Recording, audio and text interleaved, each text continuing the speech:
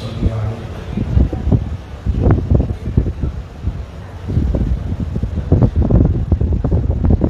اس حضور سرکار کا رویہ رحمۃ اللہ تعالی علیہ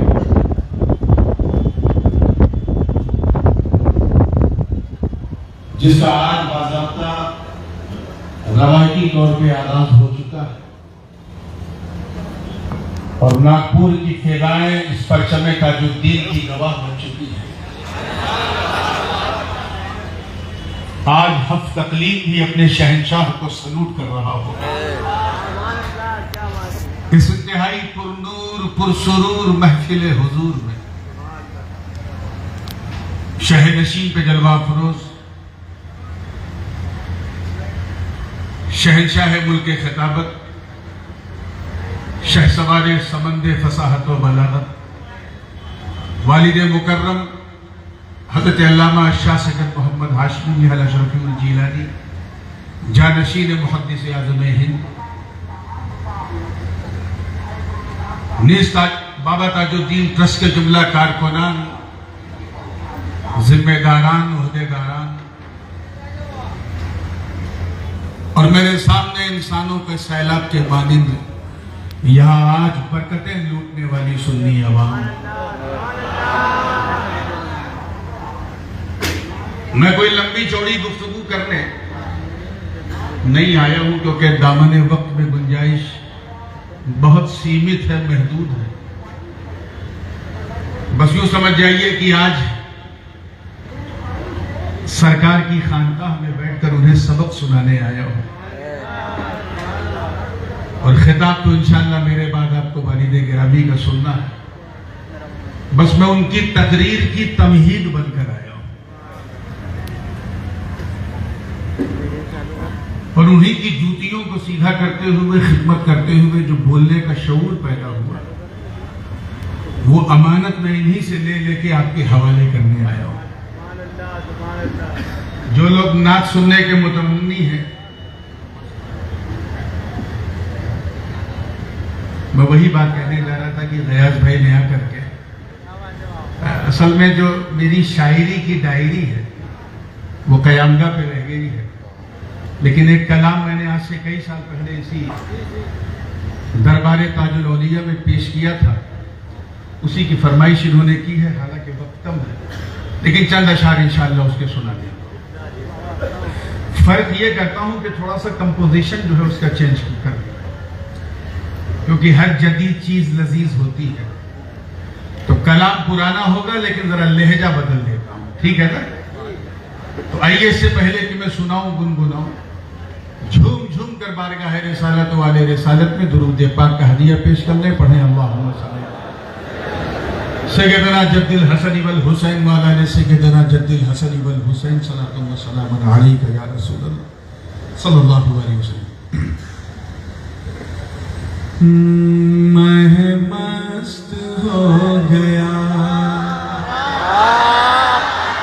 آپ لوگوں نے کسی اور ترنم میں اس کلام کو سنا تھا، سنیے۔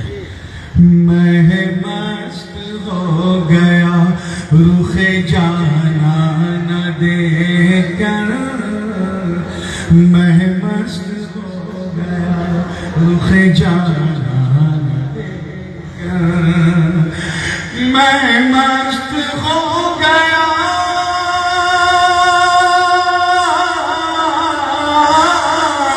میں مست ہو گیا رخ جانا نہ دیکھ کر، عجیب وہ مست ہو گئے، ادھر دیکھ کے کہے وہ مست ہو گئے مجھے مستانہ دیکھ کر،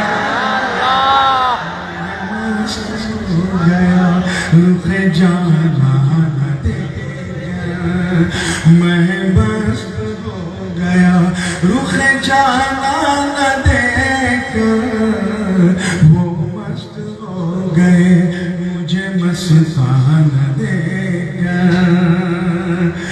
جی چاہتا یار کا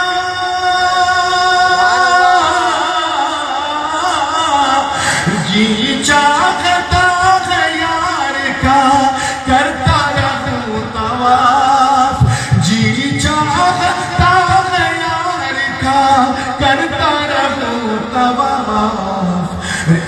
اطراف شمع گھومتا پروانہ دیکھ، اطراف شمع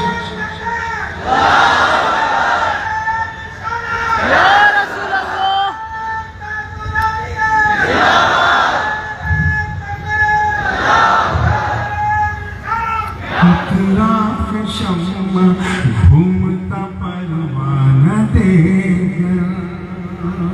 شعر دیکھیے گا بطور خاص، آج کون کس مستی میں ہے اور مستی میں اپنی ہستی کس طرح کھوئے بیٹھا ہے۔ میں ان لوگوں کو جو کسی کونے میں چھپ کے تصور تاج میں محو ہے ان کی توجہ چاہوں گا صرف اس شعر پہ خاص زندگی کے ساتھ کہ مستوں کے ازدحام میں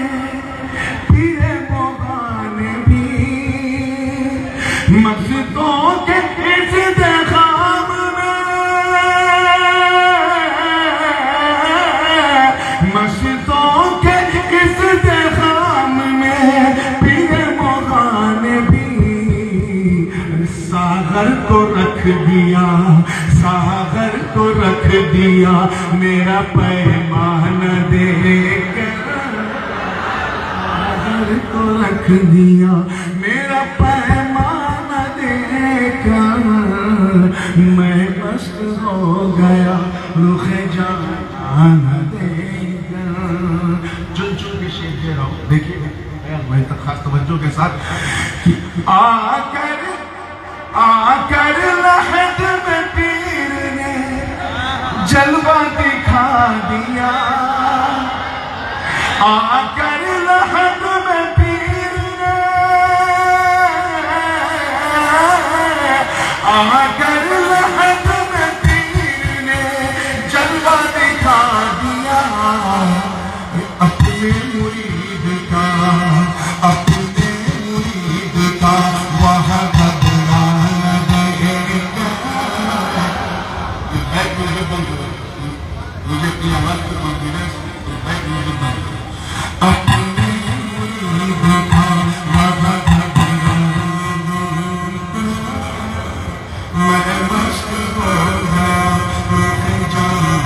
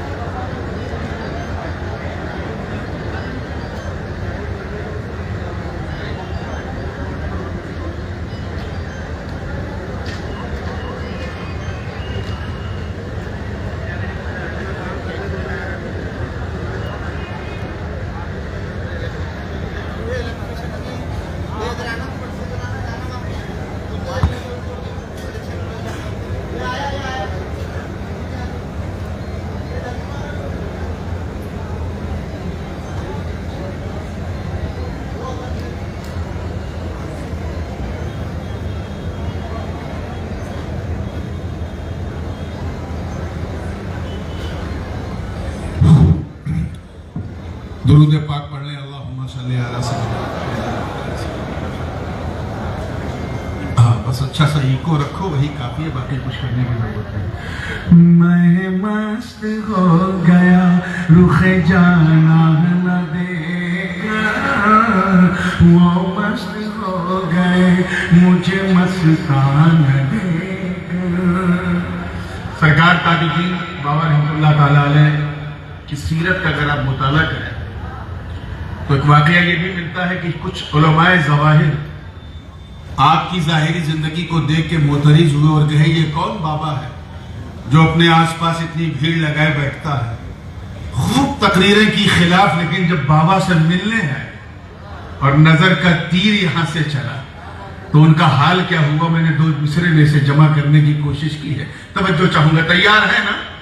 وہ مست ہو گئے مجھے مستان دیکھ کر، عقل و خرد لیے ہوئے کچھ لوگ آئے تھے، عقل و خرد لیے ہوئے، عقل و خرد لیے ہوئے کچھ لوگ آئے تھے، دیوانے ہو گئے، دیوانے ہو گئے مجھے دیوانہ دیکھ کر، دیوانے ہو گئے مجھے دیوانہ دیکھ کر، میں مست ہو گیا رخ جانان دیکھ کر، وہ مست ہو گئے مجھے مستان دیکھ کر، میں مست ہو گیا رخ جانان دیکھ کر۔ آخری شعر سن لیں کہ حوروں نے اپنے ہوش، حوروں نے اپنے ہوش اسی پر گوا دیے، حوروں نے اپنے ہوش اسی پر گوا دیے، زلفوں کا رخ پہ یار کی بل کھانا دیکھ کر، زلفوں کا رخ پہ یار کی بل کھانا دیکھ کر، میں مست ہو گیا رخ جانان دیکھ کر، معراج ہو گئی میری تشنا لبی کی نور، معراج ہو گئی، معراج ہو گئی میری، معراج ہو گئی میری تشنا لبی کی نور، آنکھوں میں اپنے یار کی میں خانہ دیکھ کر، میں مست ہو گیا رخ جانان دیکھ کر، وہ مست ہو گئے مجھے مستان دیکھ کر۔ درود پاک پڑھنا، صلی اللہ علی النبی والہ صلی اللہ علیہ وسلم، صلاۃ و سلام علیک یا رسول اللہ صلی اللہ علیہ وسلم۔ Without any further delay, because we already got delayed from our scheduled time, بھارتی ریل کی طرح آج کا ہمارا یہ جلسہ بھی اپنے نردھارت سمے سے تھوڑا ویلمب چل رہا ہے، اور میں آپ کے اور حضرت کے درمیان زیادہ حائل بھی نہیں رہنا چاہتا، اس لیے سیدھے جس آئے پاک کے حسین جز کی تلاوت کی ہے اس کا ترجمہ سن۔ وَرِضْوَانٌ مِّنَ اللَّهِ أَكْبَرُ، اور اللہ کی رضا، توجہ ہے نا آپ لوگ؟ اب مائک نہ دیکھی، آج کی نائٹ دیکھی، مائک بھی ٹھیک ہو گیا، ماشاءاللہ سرکار کا کرم ہو گیا، اور اللہ کی رضا سب سے مہان ہے، سب سے بڑی ہے، سب سے عظیم ہے۔ بالکل آسان لب و لہجے میں بات کی جائے تو اللہ کی مرضی سب سے بڑی چیز ہے۔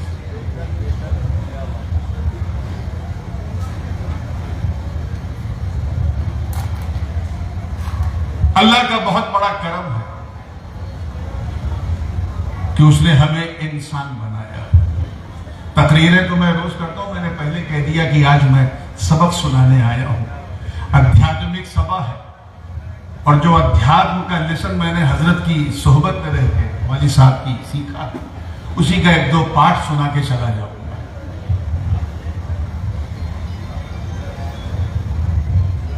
بہت بڑا کرم ہے کہ اس نے ہمیں انسان بنایا. کیا بنایا؟ انسان بنایا. قادر مطلق ہے, کچھ بھی بنا دیتا, ہم کیا کر لیں.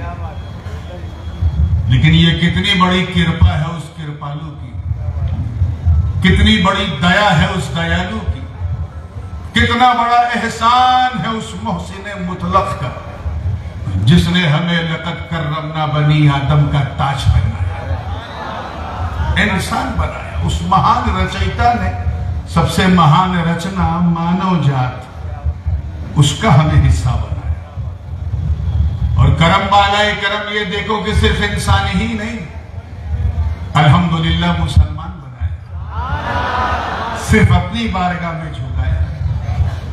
اور اس پر کرم جب اپنے چرم پہ پہنچا تو کتنا بڑا فضل ہوا کہ اس نے ہمیں سے مسلمان ہی نہیں بلکہ غلام حبیب رحمان بنایا. اور سرکار کی تو بات ہی مت پوچھو, انہیں تو اپنے محبوب کی سنتان بنایا. سب کچھ اللہ نے ہمارے لیے بنایا. He has created the entire world for all mankind. Forget about irrespective of religion. Who are you? It doesn't make any difference. اس نے سب کو آنکھ بھی دیا, ناک بھی دیا, کان بھی دیا. جو اسے مانتا ہے اسے بھی کھلاتا ہے, جو اسے نہیں مانتا اسے بھی کھلاتا ہے. یہی اس کی لیلا ہے, یہی اس کی کرپا ہے, یہی اس کی دیا ہے. سب کچھ اس نے ہمارے لیے بنایا.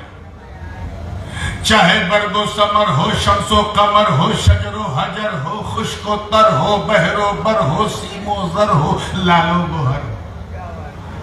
If you start to count the big favor of Almighty Allah, you can never ever count. بچپن سے 55 تک پہنچ جاؤ گے, گنتی پوری نہیں ہوگی اس نے کیا کیا تمہارے لیے بنایا. بلکہ 55 سے آگے بڑھ کے قبرستان کے مدفن تک پہنچ جاؤ گے, کاؤنٹنگ پوری نہیں ہوگی. خود اس کا دعویٰ ہے وَإِن تَعُدُّوا نِعْمَةَ اللَّهِ لَا تُحْصُوهَا. اگر تم اللہ کی نعمتوں کو گنو شمار کرو تو گن نہیں سکتے, نسلیں گزر جائیں گی.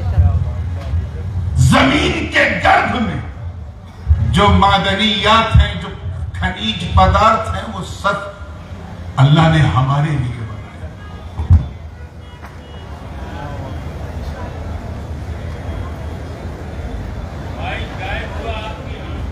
کیا بات ہے. نعرہ نعرہ رسالت, جشن تاج العالیہ, پشت تاج العالیہ, میدان تاج العالیہ.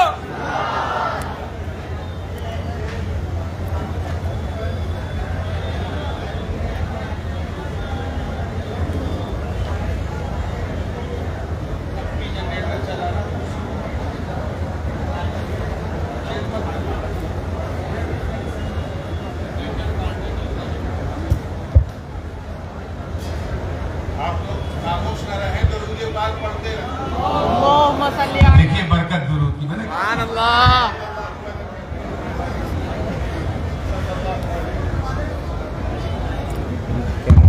اللہ علیہ وسلم.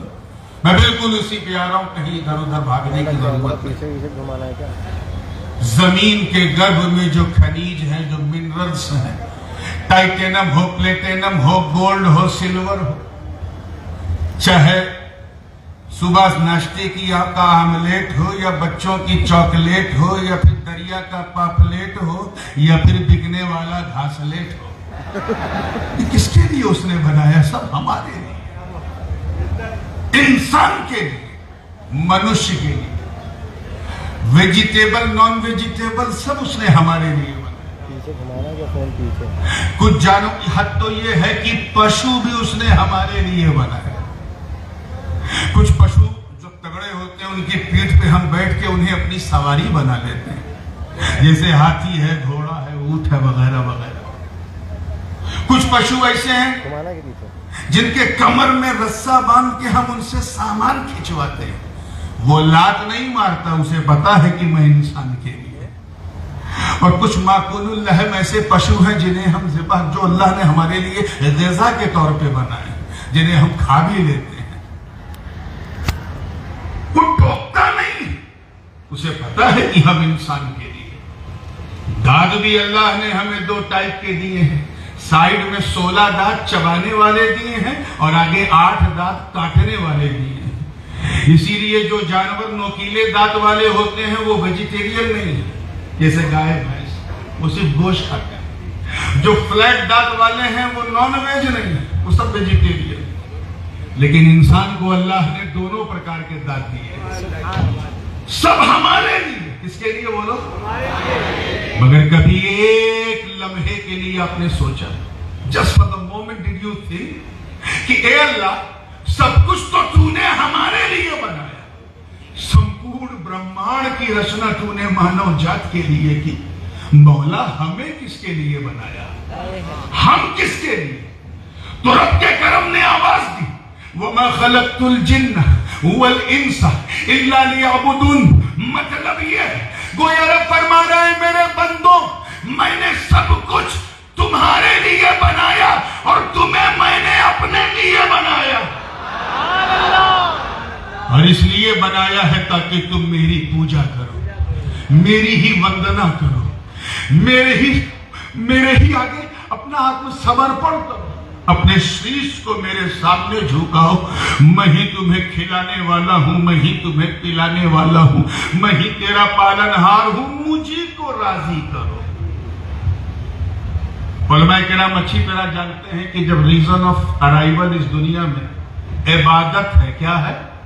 عبادت۔ تو یہ جاننا بھی تو بڑا ضروری ہے، what does mean by عبادت، why we do Puja, and what is the real meaning of worship ہے کیا؟ تو میر شریف جرجانی رحمت اللہ علیہ نے تعریف کی ہے، العبادہ ہی کل عمل یرضی اللہ سبحانہ وتعالی عنہ۔ عبادت ہر وہ کام ہے جس سے اللہ راضی ہو جائے۔ پیچھے والوں کی توجہ چاہوں گا، ٹرائی ٹو انڈرسٹینڈ۔ ہر وہ کام جس سے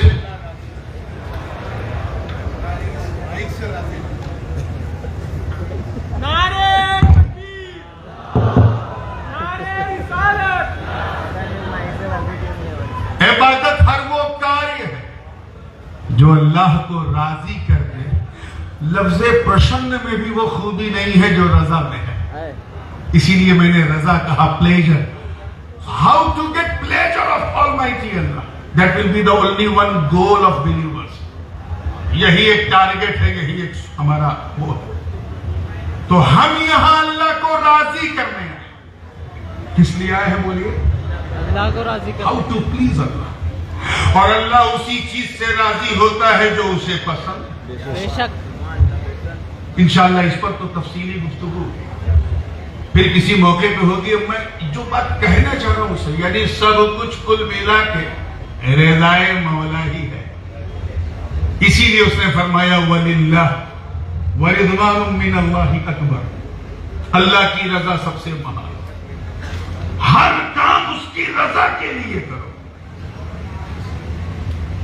کھاتے جانور بھی ہیں، کھاتا انسان بھی ہے، لیکن انسان وہ نہیں کھاتا جو اس کے سواستھ کے لیے اچھا نہ ہو۔ گندا پانی نہیں پیے گا، وہ گندی چیز نہیں کھائے گا، اسے پتا کہ یہ ہمارے لیے نہیں ہے، تو وہ اپنے آپ کو اس سے بچا لیتا ہے۔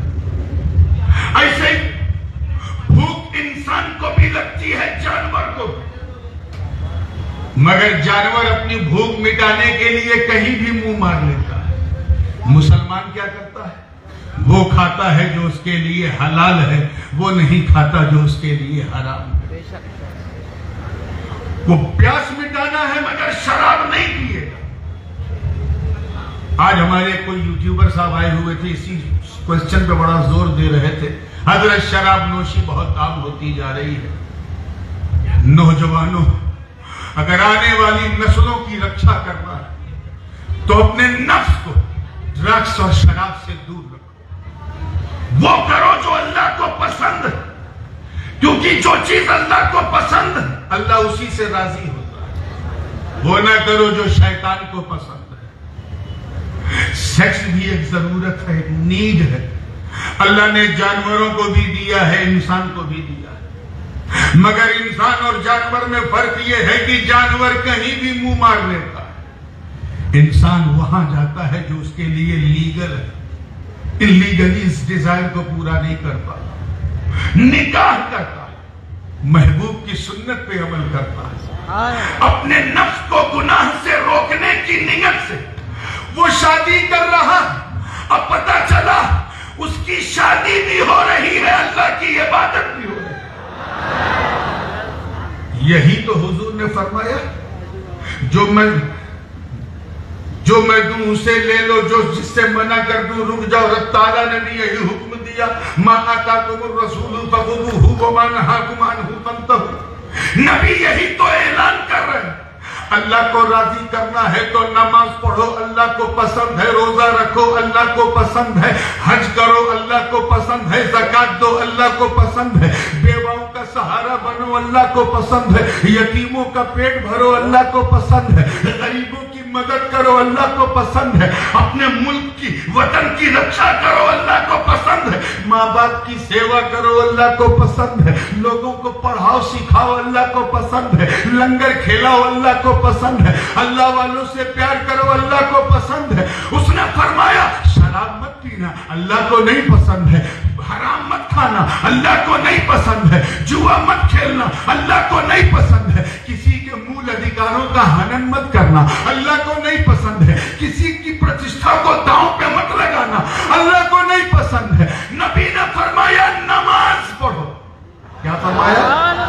صلو، اور وہ بھی پچھلی امتوں کی کاپی مت کرنا۔ آقا نے فرمایا صلو کما رأیتمونی اصلی، یعنی نماز ویسے ہی پڑھو۔ دیکھیں کتنے لوگ کیچ کر رہے ہیں، جیسا مجھے پڑھتا ہوا دیکھتے ہو۔ اب جس نے جیسا دیکھا ویسا پڑھتا ہے، حنفی نے جیسا دیکھا ویسا پڑھ رہے، شافعی نے جیسا دیکھا ویسا پڑھ رہے، مالکی نے جیسا دیکھا ویسا پڑھ رہے، حنبلی نے جیسا دیکھا ویسا پڑھ رہے۔ حضور نے فرمایا میری طرح جیسا مجھے پڑھتا ہوا دیکھتے ہو ویسے نماز پڑھو، یعنی سجدہ ویسے ہی کرو جیسے میں کرتا ہوں، رکوع ویسے ہی کرو جیسے میں کرتا ہوں، قیام ویسے ہی کرو جیسے میں کرتا ہوں، سجدے میں ویسے ہی جاؤ جیسے میں جاتا ہوں، اپنے آپ کو اسی طرح سمرپت کرو جیسے میں کرتا ہوں۔ اگر تجھے حج کرنا ہے تو پچھلے امتوں کی کاپی مت کرو، بلکہ احرام پہنو جیسے میں پہنتا ہوں، نیت کرو جیسے میں کرتا ہوں، طواف کعبہ کرو جیسے میں کرتا ہوں، صفا مروہ کی سعی کرو جیسے میں کرتا ہوں، مینا مزدلفہ عرفات میں ٹھہرو جیسے میں ٹھہرتا ہوں۔ تجھے روزہ رکھنا ہے تو صرف بھوکا مت رہو، بلکہ سحری کرو جیسے میں کرتا ہوں، نیت کرو جیسے میں کرتا ہوں، اس کے بعد افطار کرو جیسے میں کرتا ہوں، تراویح پڑھو جیسے میں پڑھتا ہوں۔ گویا سرکار فرما رہے کہ میری طرح کرو، اوبے مائی سنت۔ ارے کر کے تو دیکھ، جب تو ایسا کرے گا تو نبی کی سنت بھی ادا ہوگی، مولا کی عبادت بھی ادا ہوگی۔ اللہ اکبر، یا رسول اللہ۔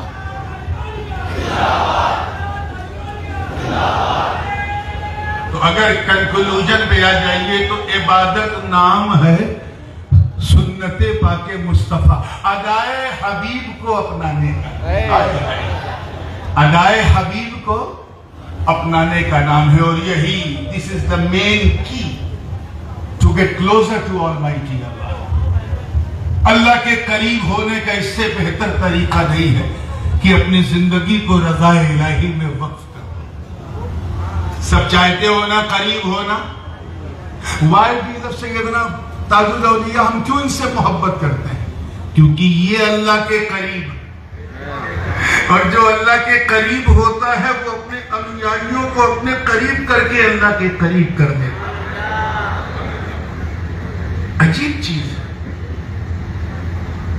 انسان جس سے جتنا ڈرتا ہے اتنا دور بھاگتا ہے.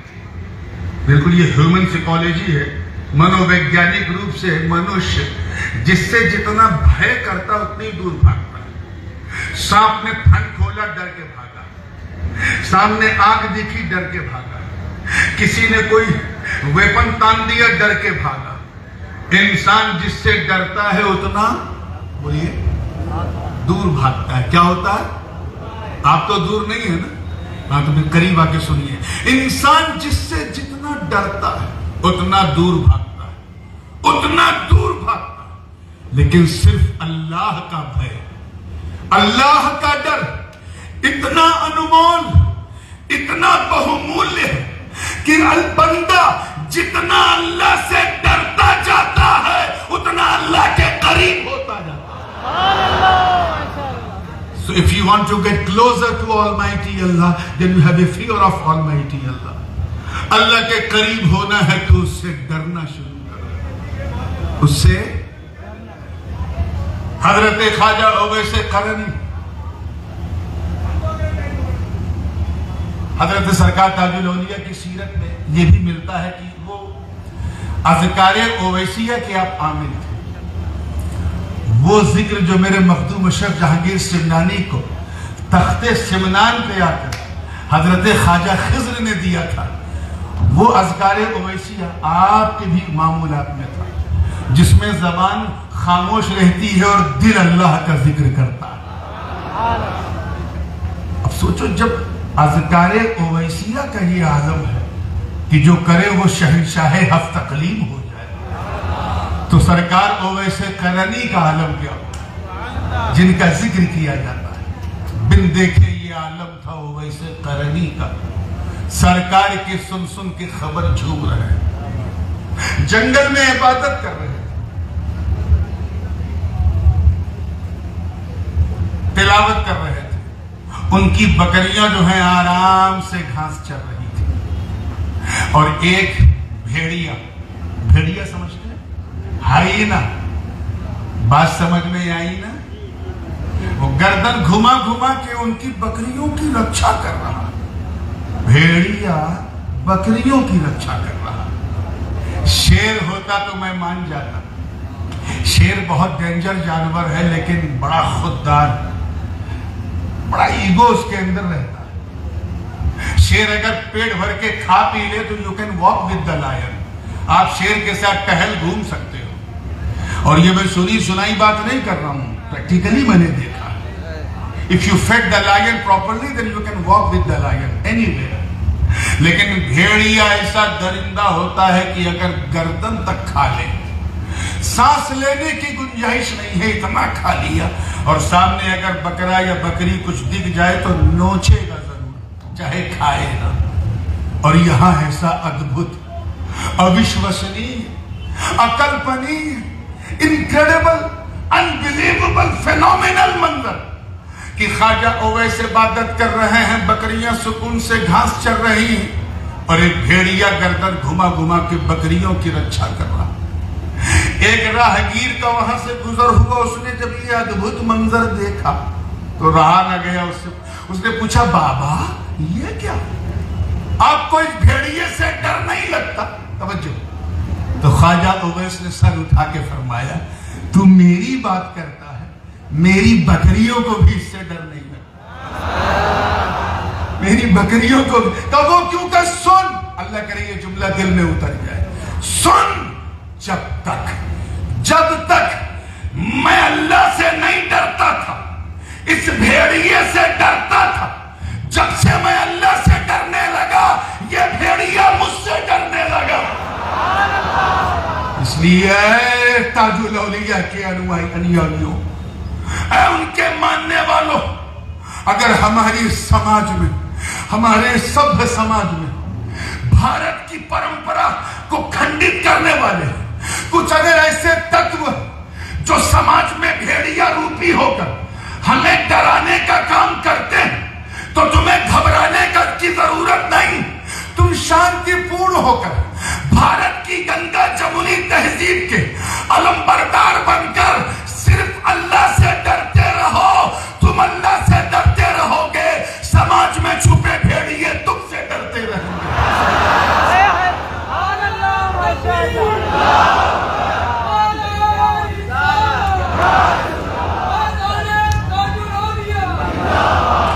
یہ وہ در ہے جہاں نیتکتا کا پاٹ پڑھایا جاتا ہے.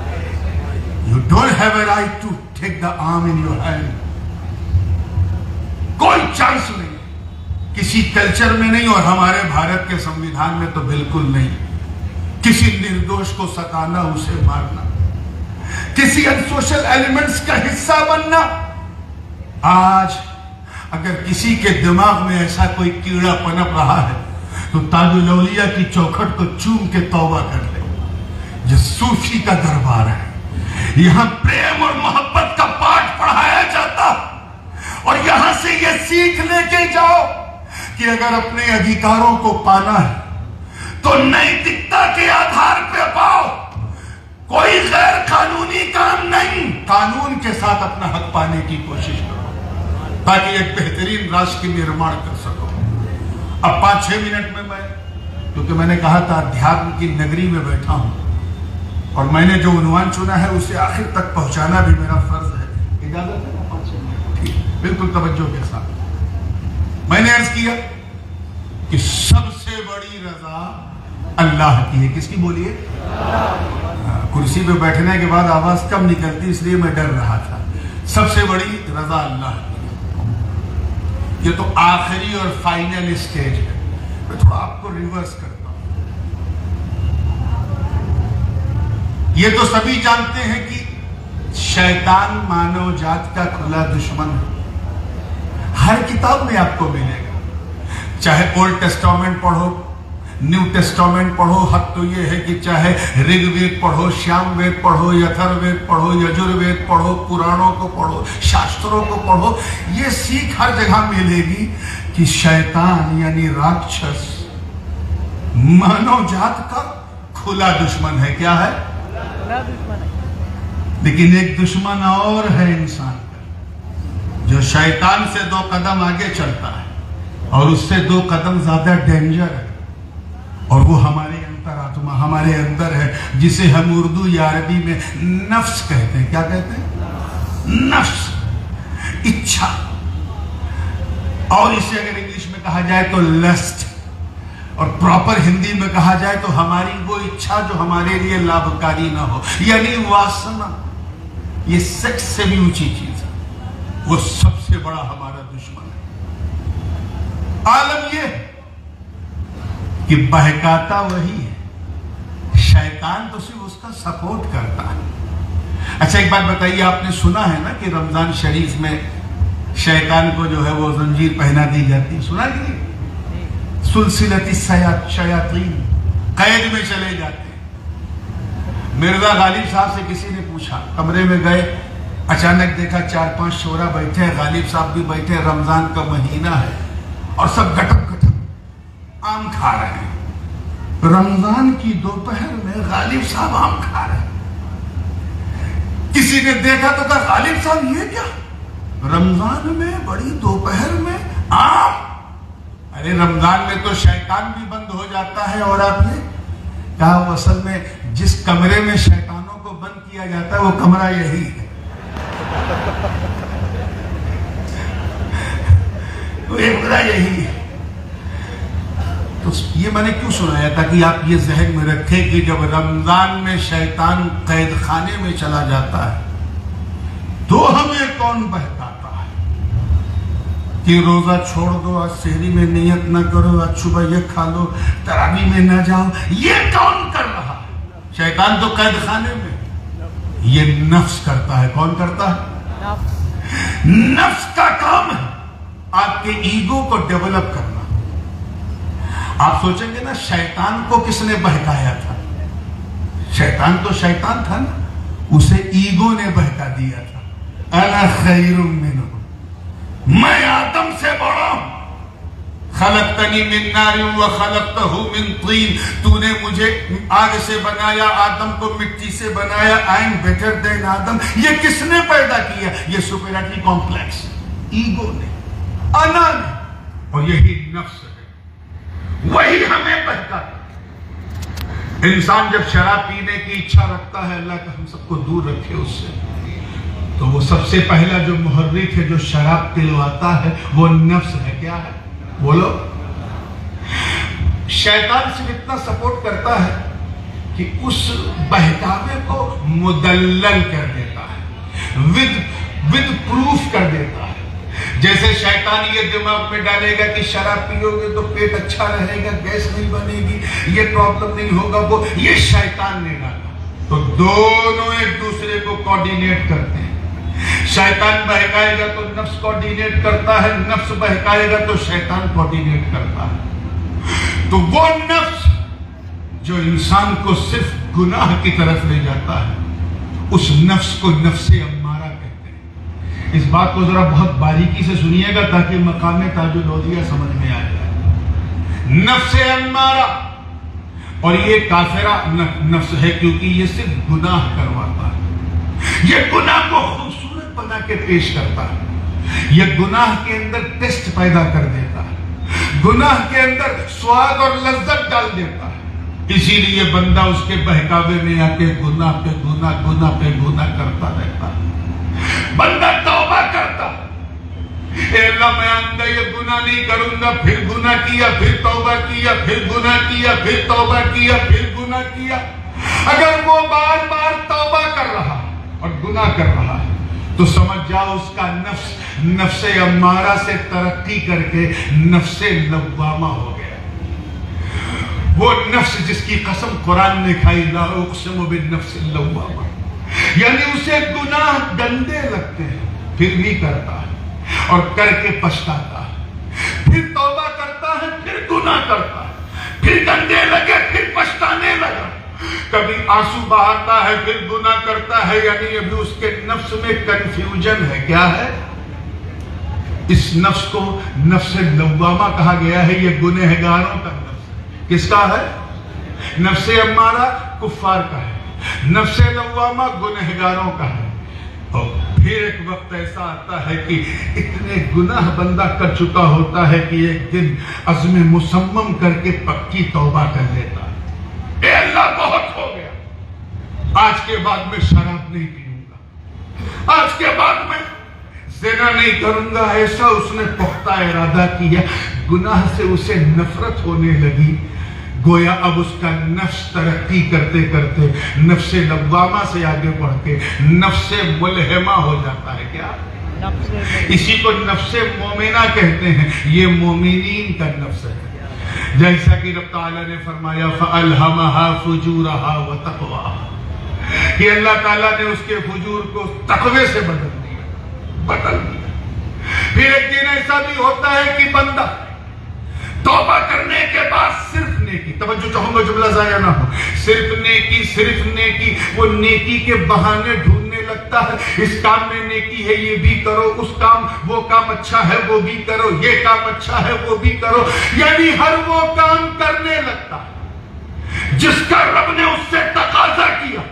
وہ نماز بھی پڑھنے لگتا ہے، روزہ بھی رکھنے لگتا ہے، حج بھی کرنے لگتا ہے، زکوٰۃ بھی دینے لگتا ہے، وہ اللہ کی رضا تلاشنے لگتا ہے، نیکیاں کرنے لگتا ہے، بزرگوں سے محبت کرنے لگتا ہے، گناہوں سے دور ہو کر وہ ثواب کے بینک کو بھرنے لگتا ہے، اتنا بھرتا ہے کہ اس کا نفس ترقی کر کے نفس لوامہ سے اور اوپر نفس مطمئنہ بن جاتا ہے۔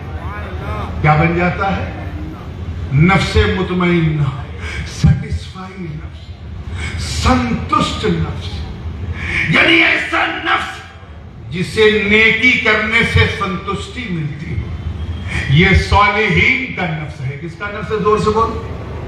یہ ان اللہ والوں کا نفس ہے جنہوں نے نیکیوں کی طرف پیش قدمی کی۔ یہ ان اللہ والوں کا نفس ہے جنہوں نے اللہ کے لیے نیکی کرنے کے لیے کسی نے تخت چھوڑ دیا، کسی نے تاج چھوڑ دیا، کسی نے حکم چھوڑ دیا، کسی نے راج چھوڑ دیا، کسی نے حکومت چھوڑ دی، کسی نے کچھ۔ ارے میرے سرکار پہلے تو وردی پہن کر دنیا کی جاب کرتے تھے، مگر جب نفس مطمئن کا القاء ہوا تو تاج الدین نہ رہے، تاج الاولیاء بن گئے۔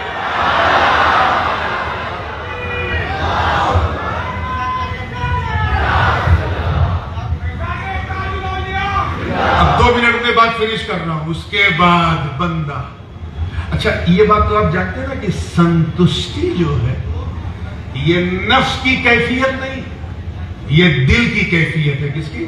جیسے کہتے نا حاجی صاحب آج آپ نے ایسا کھانا کھلایا کہ دل خوش ہو گیا، من بالکل مچل گیا.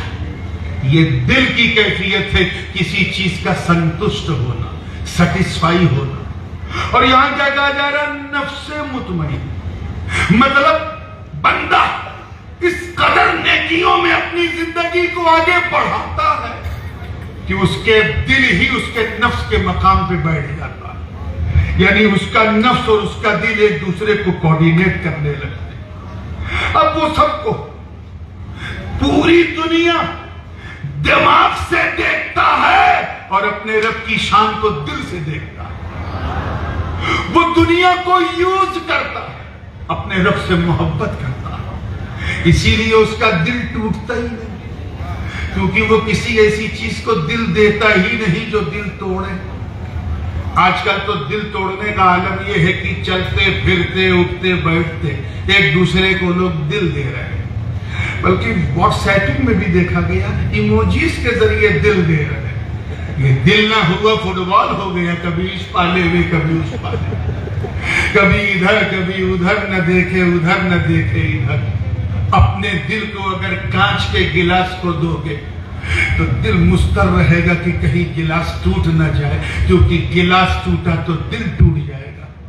اس لیے اگر اپنے دل کو، اپنے من کو، اپنے نفس کو، اور شارٹ کٹ میں کہا جائے اپنے آپ کو اگر سرکشت رکھنا ہے تو کیول ایک ہی مارگ، ایک ہی راستہ کہ ساری دنیا کو دماغ سے استعمال کرو اور اپنے رب سے دل سے محبت کرو.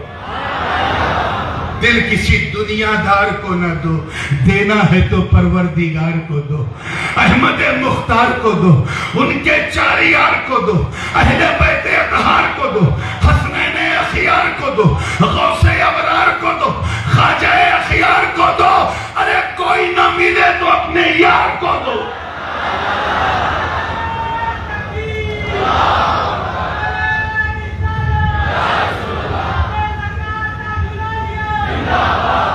Last but not the least, 6 quality ہوتی ہے نفس کی، 4 بیان کر دیا. نفس امارہ، اس کے بعد آگے بڑھ کے نفس لوامہ، اور آگے ترقی کر کے نفس ملہمہ یعنی مومنہ، اور پھر ترقی کر کے نفس مطمئنہ. یا ایتھا النفس المطمئنہ ارجعی الی ربک راضیۃ مرضیہ فادخلی فی عبادی وادخلی جنتی. کہ جب بندے کا نفس نفس مطمئن ہو گیا، سیٹسفائی نفس ہو گیا، تو آواز آئی لوٹا اپنے رب کی بارگاہ میں راضی اور مرضی بن کے. راضی جو ہے یہ 5واں نفس ہے، مرضی جو ہے یہ 6واں نفس ہے. راضی کا مطلب اے نفس مطمئن، اب تو تیرا نفس مطمئن ہو گیا ہے، اب تجھے ہر کام صرف اللہ کی رضا کے لیے کرنا. زمین پہ چلو تو اللہ کی رضا کے لیے، کھانا کھاؤ تو اللہ کی رضا کے لیے، شادی بیاہ کرو تو اللہ کی رضا کے لیے، بزنس کاروبار کرو اس میں بھی اللہ کی رضا کے لیے. چلتے پھرتے اٹھتے بیٹھتے سوتے جاگتے کھاتے پیتے صرف رضا مولا، صرف اللہ کی مرضی. جب بندہ اس پر چلتا ہے تو آواز آتی ہے ارجعی الی ربک، اے نفس اب ادھر ادھر مت جا، اپنے رب کے کی جنت میں داخل ہو جا، اپنے مولا کے بندوں میں شامل ہو جا. پھر وہ وقت آتا ہے کہ جب بندہ صرف رضائے مولا، ہر چیز رضائے مولا، تو پھر اس کا نفس ترقی کرتے کرتے کرتے کرتے نفس راضیہ سے آگے بڑھ کے نفس مرضیہ بن جاتا ہے. دونوں میں فرق ہے، اور اسی فرق کو بیان کے بعد ختم. 5واں جو نفس ہے نفس راضیہ، اس میں بندہ طالب ہوتا ہے. کیا ہوتا ہے؟ طالب ہوتا ہے، سیکر ہے، لینے والا. مولا مطلوب ہے، یہ لینے والا ہے، طلب کر رہا ہے، اور جسے طلب کر رہا ہے وہ مولا کی ذات ہے. لیکن طلب کرتے کرتے کرتے کرتے ترقی کر کے بندہ اس مقام پہ پہنچ جاتا ہے کہ اس کا نفس راضیہ نہیں مرضیہ بن جاتا ہے. اب نفس مرضیہ میں بندہ طالب نہیں خدا طالب ہوتا ہے. بندہ مطلوب ہوتا ہے خدا محب ہوتا ہے. بندہ محبوب ہوتا ہے خدا لور ہوتا ہے. بندہ بھی لوڈ ہوتا ہے. جب تک وہ جن سیوا میں تھے یہ طالب تھے خدا مطلوب تھا. مگر جب اپنے آپ کو ہرے ہرے کپڑے میں لپیٹ کر درویشی کے لباس میں آ گئے تو تاج الدین مطلوب ہو گئے مولا طالب ہو گئے. خودی کو کر بلند اتنا کہ ہر تقدیر سے پہلے خدا بندے سے خود پوچھے بتا تیری رضا کیا ہے. یہ مقام رضا ہے جس نے ابو بکر کو صدیقیت کے منصب پہ بٹھایا. یہ وہی مقام رضا جس نے فاروق اعظم کو سید العادلین بنایا. یہ وہی مقام رضا جس نے عثمان ذی النورین کو ذی الحیا والقمرین بنایا. یہی مقام رضا جس نے علی کو خیبر شکن شاہ زمن بنایا. یہ مقام رضا جس نے حسن کو امامت کا منصب دیا. یہ وہی مقام رضا ہے جس نے حسین کو شہادت کا منصب دیا. ورنہ یہ مقام رضا کی ڈیفینیشن کیا ہے؟ حضرت فرید الدین عطار رحمۃ اللہ علیہ فرماتے ہیں مقام رضا یہ بڑا نازک مقام ہے. مقام رضا کا مطلب ترک الاختیار بعد القضاء. اور حضرت غوث پاک رضی اللہ تعالیٰ عنہ میرے جد کریم فرماتے ہیں مقام رضا ترک الاختیار بمر القضاء. بات ایک ہی ہے کم و بیش. یعنی اپنے پاور کو دیکھیں کتنے لوگ سمجھ رہے ہیں اپنے پاور کو تیاگ کر کے اسے چھپا دینا اور جو اللہ چاہتا ہے اسے ہونے دینا. اس کو مقام رضا کہتے ہیں. یہ ہے مقام رضا جو صدیقین کو عطا ہوتا ہے. بہت لوگ سوال کرتے ہیں نا کہ امام حسین نے why he didn't show his power in the battle of Karbala. کیوں نہیں انہوں نے پاور دکھایا؟ سنو 1 منٹ میں آپ کو اور لوں گا. حضرت خواجہ غوث محمد گوالیار شتاری رحمت اللہ علیہ کا نام تو سنا ہوگا. مقام صدیقیت پہ فائز تھے غوث زمانہ تھے اور مقام رضا پر فائز تھے. اور مقام رضا آپ سمجھ گئے کہ اللہ کی رضا کے لیے اپنی شکتی کو چھپا دینا اور اس کا استعمال نہ کرنا یہی مقام رضا. راجہ سندھیا کے دربار میں رہتے تھے. راجہ ان کا بڑا دیوانہ تھا بلکہ یوں کہہ لیں آج کی لینگویج میں مرید ہو چکا تھا. پھر یہ پتا چلا کہ پورا سندھیا دربار وہ بابا کے آگے نتمستک ہے. راجہ کو کوئی گھاس نہیں ڈالتا تھا تو اندر اندر جیلسی پیدا ہوئی. پھر کسی بہانے سے ان کو کنارے کیا.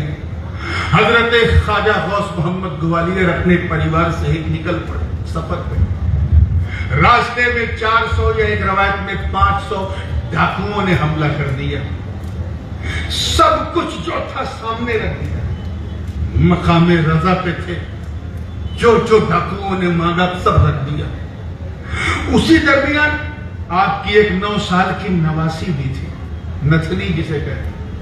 اس کے کان میں سونے کی چھوٹی سی بالی تھی. ایک ڈاکو کی نظر پڑی.